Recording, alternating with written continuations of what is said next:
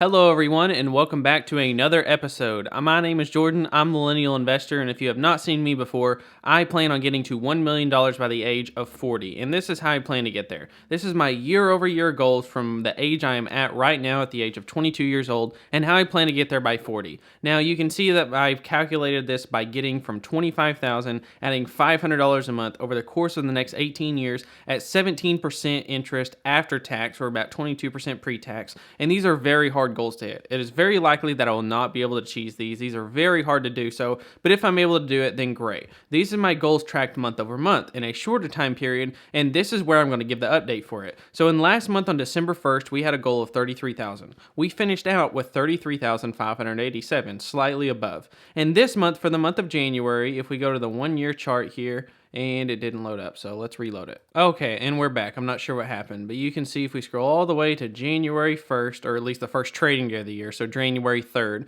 we finished out with $31,884. So let's go ahead and type that in.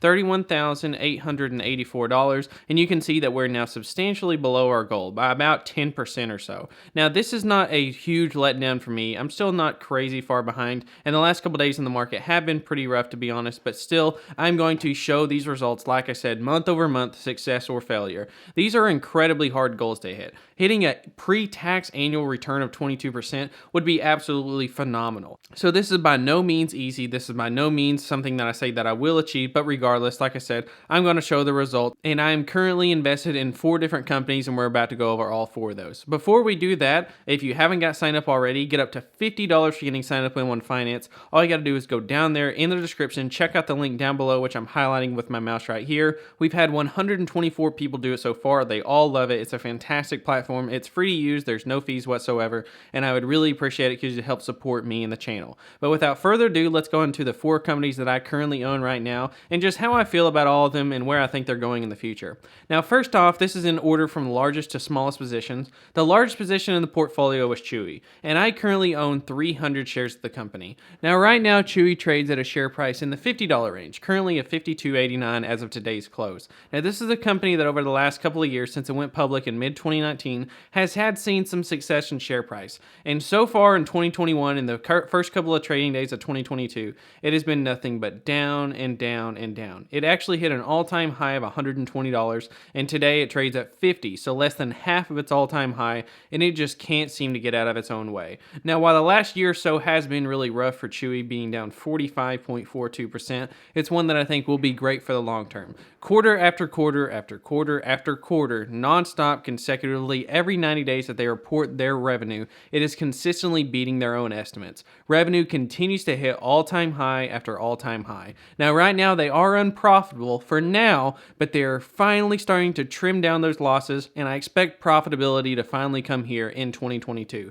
Consistent profitability is expected for me, especially on the later half of this year, and especially going into 2023, I think it'll be pretty much inevitable at that point. So beyond that, I think that this is just a company that I like. I'm bullish on the sector in general. I think that more people will be owning pets. I think the percentage of people that will not only own pets will be higher, but I also think the amount of money that people will spend on those that are pet owners will be higher. So say, for example, if 5 years ago, the average person spent $1,000 a year on a pet, then I think now they might be spending $1,200 or $1,500 or whatever the number might be. I think the average that people will spend on pets is going up, and I think it will replace traditional brick and mortar pet stores such as Petco or PetSmart.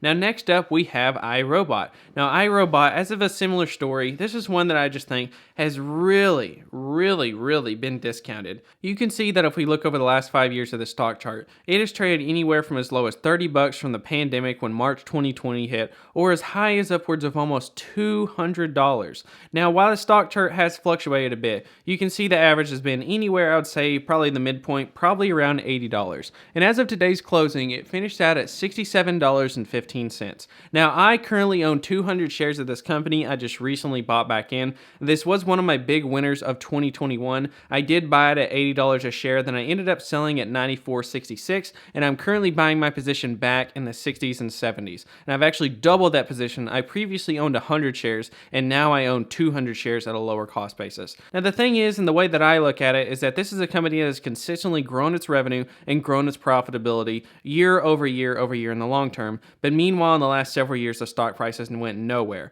Now, going back in 2019, this was starting to get a little bit ahead of itself. $120, $130 plus, it's starting to get a little bit ridiculous. Now, this is one that's going to have struggles in its business going into 2022, but I expect a huge ramp back into 2023. This is one of those that I could really see myself owning unless we see a big turn up in stock price. This is one I could really see myself owning for the next year or so, because I think once this one does start to eventually recover, I think it's going to come back in a big way. Like, for example, right now, I think this year they're expected to finish out with earnings per share of around $2.5. And I know that in 2023, that's expected to go back over to about $5. So expected to double those profits back to a new all-time high. So while this company is consistently growing revenue, the profitability has struggled due to supply chain issues and inflation and semiconductor constraints. And all these issues will subside within the next year or so. And I think this will be a big winner, especially going into the late 2022, early 2023, and we'll see how this turns out. But it is my second largest position with 200 shares, and that leads me to my third largest position, which is Corsair Gaming. Now, Corsair Gaming is currently trading at $20.32. Basically the lowest share price it's trading at, other than the IPO back in late 2020. Other than that part of the stock chart, it's pretty much the lowest that it's pretty much traded basically ever, right? And this is one that I will say I am a little bit disappointed with in a few different areas. Now, first off, the stock chart is really depressing. But one of the things that is really sad about this company is the fact that I did not expect shipping constraints and other supply chain issues to affect this company as much as it did. Now, I will say it is not one that I am as bullish on as, quite frankly, when I first invested in it. I probably did get started in it a little bit too early, but at these prices at $20 a share, I still think it is pretty undervalued, and the short interest is massive on this company. This is one of those stocks that if some big major catalyst took it to the upside, I think we could probably see a big move upwards. Now, regardless of whether or not that happens, that remains to be seen. But this is another one that I expect may have issues in 2022. And like I said, I was probably a little bit early to the party, but going into 2023, I think could be a big winner as well as GPU prices, semiconductor issues, supply chain shortages, pretty much the same thing as iRobot. This company is experiencing the same type of issues, and hopefully we'll see recoveries for that type of stuff going into 2023. Now, last but not least, we have the Bitcoin mining stock CleanSpark, and this has definitely been the wild card, the gamble that I have in my portfolio. And so far, and just a few months ago, just in late October, early November, this was by far and away the best performer in the portfolio.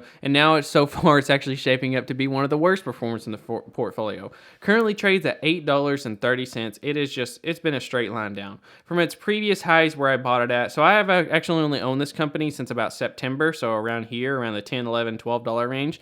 And you can see that it previously hit highs of $20+ a share, and it has went down well over 50% in just a matter of like 2 months. It has been absolutely brutal. It seems like every single day is a red day, and the stock can't seem to get out of its own way. But meanwhile, CleanSpark is one that I think is a mined Bitcoin. This is one that I'm really holding until we get a real big Bitcoin rally. It is not one that I think is going to do particularly well in a time like now when Bitcoin is actually falling, but whenever that hype does come back around Bitcoin, you can see, just like we saw from this chart right here, it was $10, $11 and went up to $20 plus. It can easily double from those lows, so that we could very easily see this stock go from $8 back up to $10 to $15, maybe even $20. And I'm probably going to look to sell out if it does get back to those $20 ranges or something even close to that, because I am a little bit over leveraged. And to be frank, while I am still bullish on Bitcoin long term, what I really need to do is probably average down and buy some of those stocks that I'm really bullish on for the long term. But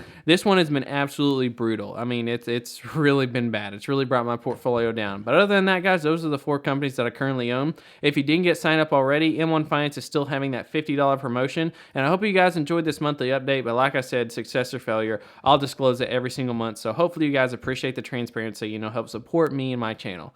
But other than that, thank you guys for watching, and I'll catch you guys next time.